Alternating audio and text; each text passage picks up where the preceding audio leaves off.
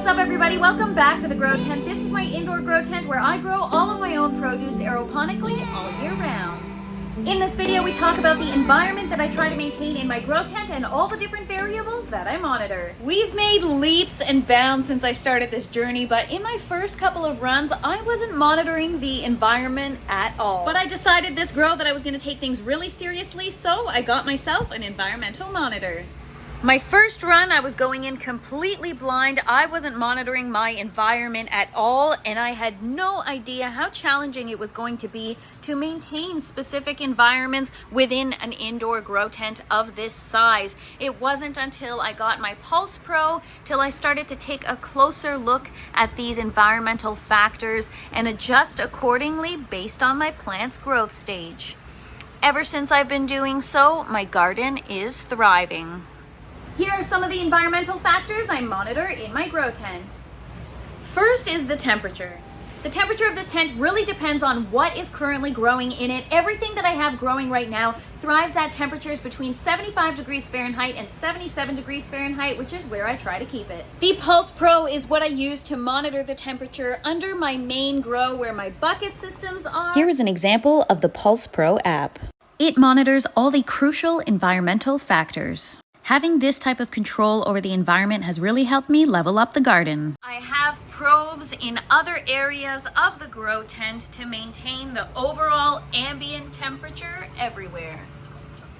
The next thing I monitor and manage in this grow tent is the relative humidity. Until this grow, I wasn't monitoring my humidity at all. I had no idea the importance of maintaining your relative humidity in your indoor garden.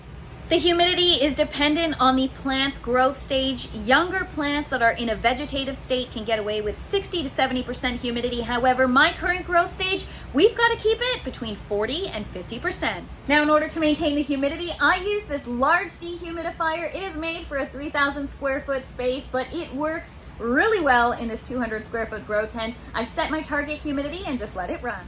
I typically have to empty it every 6 hours. The only downfall of having a dehumidifier this large is it does put off quite a bit of heat and can be challenging to maintain proper temperatures while trying to keep the humidity under control. I also use this secondary mini dehumidifier. I can put it in any isolated area of the grow tent if there's a specific plant that requires less humidity than others.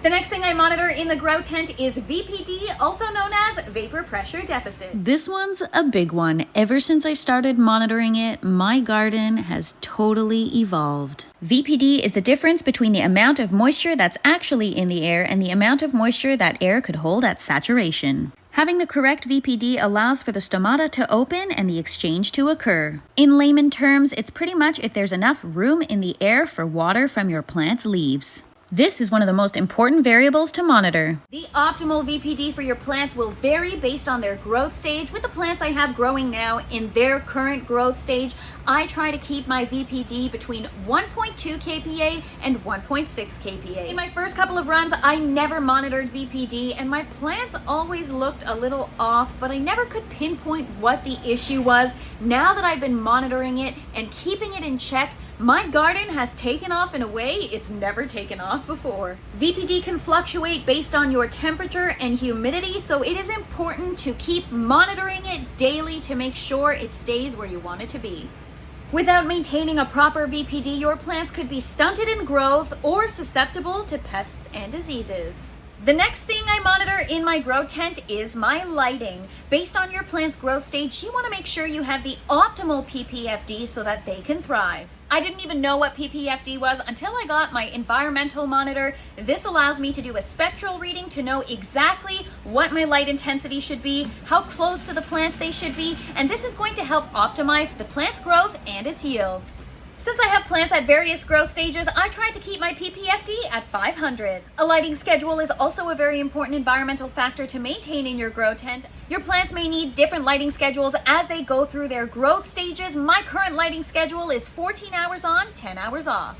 One of the last but most important things I try to stay on top of in this grow tent is the airflow and the air quality. In my first grow, this is something I completely neglected. I just relied on my intake fan and my exhaust to be enough to move the air around this grow tent. But when you're working with an indoor garden, the air must be circulated every 5 minutes or so, and you must have blowing leaves throughout your plants at all times. Up there, I have an exhaust fan. This is what I use to remove stagnant air from the grow tent. I typically let it circulate on high speed all day long. It is also a great tool to help regulate the temperature and the humidity.